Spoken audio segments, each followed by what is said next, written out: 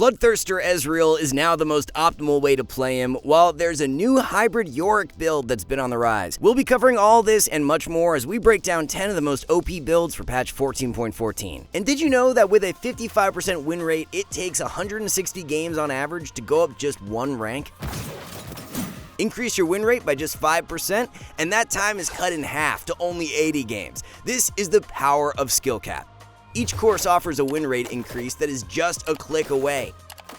Learn what took Challenger players 10 years and just 10 minutes. We supercharge your rank gains with real results. Click the link in the description below now to get the rank you've always dreamed of. Starting things off with a couple top lane builds, there's a new hybrid Yorick setup that's been picking up traction as of late, and it works really well to counter more bruiser or tank comps. Black Cleaver is the rush item, you go Spear of Shojin second, and then Liandry's third. There are a ton of perks to going for this build over the more popular lethality setup. The first being that you are a lot more durable, as every single item in this build provides health, so you have more margin for error. You also have way more damage potential coming out of your ghouls and maiden, as the Liandry's especially allows for your maiden to hit really hard with all the burn damage being applied. Shojin and Liandry's both synergize really well together too because they both have ramping passives. The longer you're in combat, the more value you get out of Shojin and Liandry's, and Yorick is a champ who can really take advantage of this. All in all, it's a really great build right now that we would definitely recommend you try, especially if you're in a matchup against a tank. The standard rune page that you should be taking is Conqueror with Absorb Life, Haste, and Cut Down, while Demolish and Bone Plating are for secondaries. There has been a new Ornn build going around over in Korea, but it's yet to become very popular in the Western regions. Rush item is very standard with Sunfire Aegis, but from then on out is where things get interesting. Instead of building Thornmail and Joksho like most Ornn players do, the Koreans have been going Warmog second and Abyssal Mask third. Warmogs is just way too good of an item right now for most tanks to pass up on, and even though it's being nerfed for this patch, the nerf only affects you if you're rushing the item, which is not the case with this build. Abyssal Mask is a pretty underrated item in general right now, and for a champion like Ornn who actually has some pretty respectable damage output, the Abyssal purchase helps add to that. When you have Abyssal and are within 600 units of enemies, you reduce their magic resist by 20%, so it not only helps you kill your target, but gives your teammates added follow-up damage too. This build has been the highest win rate core on Ornn for the past little while now, so if you have yet to try it out and are an Ornn player, definitely give it a shot. Rune page for Ornn consists of Grasp with Demolish, Second Wind, and Overgrowth, followed by Freeboots and Biscuits for secondaries. You need to start taking advantage of this new build on Sejuani, as she's one of the best tank junglers with this setup. So many Sej jungle players are building Sunfire into Thornmail, but the two-item core that is leading to far greater results is a Zeke's Convergence rush into Warmog second. Warmogs is just such a no-brainer pickup on Sej right now, so it's a bit baffling that more players are not running it. It's more understandable as to why players are not running Zeke, since it's generally not an item bought on junglers, but it synergizes super well with Sej. Item only costs 2200 gold, gives you all the stats that you want, and has an incredibly strong passive that synergizes with Sejuani's Engage. Whenever you use your R with Sej, the Zeke's passive will slow the enemy and provide you with bonus magic damage, which allows for Sejuani to capitalize on R plays super well. Since Zeke's is only 2200 gold, you'll have it quite early on in the game, so it really helps with your early to mid game snowball power. Now, the third item in this build is Knight's Vow, as you are building Sej more like a support than a jungler. This 3-item core is being played a ton in high elo right now, but is not as recognized in the lower ranks, so look to take advantage of it. The rune page for Sejuani consists of Aftershock with Font of Life, Conditioning, and Overgrowth, while Triumph and Alacrity are for secondaries. Briar builds have been all over the place as of late, but a new setup that has been finding a ton of success in solo queue revolves around Overlord's Bloodmail. You're rushing Blade of the Ruined King, going Black Cleaver second, and then slotting in Overlord's third. Briar is a champion who can drop quite low on health, but still remain very effective due to her healing and damage reductions built into her kit. This allows for Briar to take advantage of the Overlord's passive better than most champs, as you gain bonus AD the lower you drop on health. So the damage output with this build is quite good, but you're also very durable at the same time due to the health from Cleaver and Overlords. The Blade Rush helps you snowball really well early on, and then as you transition into the mid game where you'll be team fighting more, Black Cleaver and Overlord slot in really well. Optimal rune page for Briar is Press the Attack with Triumph, Alacrity, and Last Stand, while Freeboots and Jack of All Trades are for secondaries. There's a new rune page that has been finding a lot of success on Xerath as of recent, but it's still quite underrated. In patch 14.13, Riot changed Dark Harvest so that you gain more damage per stack, and it's led to Xerath winning a lot more with the rune. Xerath is a champion with that that long-range poke power, so his ability to consistently proc Dark Harvest throughout the game is really good. Once you get a bunch of stacks with Dark Harvest, the value from the rune is really consistent with Xerath, as it makes finishing off kills with R that much easier. If you're taking Comet on Xerath and using R from a super long range, oftentimes the Comet proc won't even go off if the enemy has a ton of movement speed, whereas with Dark Harvest, you're always getting guaranteed bonus damage. Throughout all elo brackets, Dark Harvest has been winning around 52.5%, while Comet is around 51%, and First Strike sits at 51% as well. Here's a look at the complete rune page, as it's Dark Harvest with Cheap Shot, Eyeball Collection, and Ultimate Hunter, while Mana Flow and Scorch are optimal secondaries. The core build for Xerath consists of Eluden's Rush into Horizon Focus second, and then Rabadon's third. Galio is currently one of the best counters to AP mids due to his meta build that has him rushing Hollow Radiance, but there's a variation to the setup that has started being played more that makes him a very well-rounded pick. Sunfire Aegis has been seeing a lot more play on Galio as of late, and it's actually performing very well. With both Sunfire and Hollow Radiance as optimal rush options for Galio, it really opens things up for the champion to be a legitimate blind pick. You don't have to worry about what the enemy team is drafting because you can adapt your rush accordingly. The full build with this Sunfire rush consists of Riftmaker second and then Frozen Heart third. Lots of armor coming out of this build, which gives Galio the ability to shut down more AD heavy comps. Galio has actually had one of the higher win rates for any mid laner over the past few patches, and especially with all of this build versatility, he's a really great addition to your champion pool for 14.14. Of course, it's going to be Aftershock for the Keystone rune with Shield Bash, Second Wind, and Overgrowth, while Nimbus Cloak and Transcendence are for secondaries. For quite some time now, Ezreal players have been slotting in Spear of Shojin as their cookie cutter third item, but that has all started to change. The best third item that you can buy on Ezreal for 14.14 is now Bloodthirster. Even though the ADC item changes have been live for a few patches now, it's only recently where Ezreal players began experimenting with Bloodthirster. 14.13 is when it really started to gain traction in solo queue, and we should see it even more throughout this patch. With Barrier now in meta for ADC, and in combination with the shield that you're able to get from Bloodthirster, it makes the durability of Ezreal really good. The champ is already pretty difficult to single out in a fight due to his mobility from E, so when you add on all this extra tankiness, it becomes almost impossible to kill a good Ezreal. The added sustain from BT is also really nice because if you get poked out in a fight, you're able to heal up off minions very fast and get right back in there. So the core build that you need to be playing on Ezreal for 14.14 consists of a Trinity Force Rush into Manamune second and Bloodthirster third. For the rune page, grab press the attack with Presence of Mind, Haste, and Cut Down, while Biscuits and Jack of all trades are for secondaries. With the Collector nerfed a few times in recent patches and Static Shiv getting buffed up quite heavily, we've started to finally see a shift in meta for the build on Jhin. Jhin players over in Korea have started rushing Static Shiv a lot more in recent patches, and those who have are winning way more than players rushing the Collector. It's about a 3% gap right now, which is quite significant. First two items in the build are going to provide Jhin with a bunch of upfront damage as you're taking Shiv into Rapid Fire Cannon. To really bolster your mid to late game, it's going to be Infinity Edge as the third pickup. A really big perk to running this 2-item core is that you have so much more movement speed than if you go the Collector into Infinity Edge. 7% MS from Shiv and then another 7% from Fire Cannon, so you're zooming around the map and kiting out fights extremely easily with this core. The amount of damage that you can output does not matter at all if you're just dying at the start of every fight, so especially in games to where the enemy comp has heavy dive threat, definitely look to try out this Shiv Rush into Fire Cannon second. The rune page to go along with this build will be Fleet Footwork with Presence of Mind, Bloodline, and Cut Down, while Celerity and Gathering Storm are for secondaries. One support who had been quite bad for a long time but has finally started to make a comeback as of recent is Tahm Kench. This is mainly due in part to his new core build providing him with a ton of durability and damage output. Rush item is Heartsteel, and then you build into Warmogs second. Remember, even though Warmogs is weaker as a rush item for 14.14, it's not weaker at all if you are building it second, so this setup on Tahm will continue to be great for this patch. Tahm's two main damage sources are coming from his passive and Q, and both of them scale off of bonus health. You're getting 1900 bonus health from Heartsteel and Warmogs, so the synergy with Tahm's kit is incredible. The more health you get, the harder you are for the enemies to take down, but the more damage that you deal as well. It's all about stacking as much health as possible, so the Keystone rune that is actually performing the best on Tahm Kench support is Grasp of the Undying. Grasp is winning more than Guardian as it gives Tahm more selfish dueling power and makes his ability to win out in skirmishes a little better. A new build for Karma that has been around for a few patches now but is still quite underrated that we want to bring light to consists of rushing Echoes of Helia. The most popular build for Karma support right now is a Malignance rush into Imperial Mandate second, but it's not what's been performing the best. Helia rush into Moonstone second has been working really well on Karma, especially after the recent buff she was given to her E shield. Echoes of Helia has turned into one of the best support items ever since it was buffed earlier on in the season, and Karma is a support who can take full advantage of it. You acquire soul shards from Echoes whenever you deal damage to an enemy, and Karma is an enchanter who wants to be poking a ton with Q, so you're going to be stacking up shards shards very easily in fights. These soul shards are then consumed when you shield your teammates with E to provide them with a bonus heal and also bonus magic damage. Once you complete Moonstone as your second item, it's going to bolster the shielding effect from your E even further, so you have the ability to keep your carries alive really well in teamfights. A duo that you can run for this patch to some really great success with their new builds is Ezreal and Karma. Ez is already super difficult to take down with his new build, and with Karma, you'll be offering him even more shielding and movement speed to keep him safe in fights so that he's nearly unkillable. The best rune page to go along with this build is Airy, followed by Mana Flow, Transcendence, and Gathering Storm, while Font of Life and Revitalize are for secondaries. Alright guys, one last thing, our rank up guarantee is insane. It's like signing up for the gym and getting a refund if you don't get ripped. That's how confident we are in SkillCapped. We obsess over making the best guides with top players, rigorous testing, and top tier video editing to make your climb easy. If you're ready to level up, visit SkillCapped.com and see the difference. So that's going to be all for this one, guys. Those are 10 new builds that you can play for 14.14 that are extremely powerful in meta. Thank you all so much for watching, and we'll catch you back soon.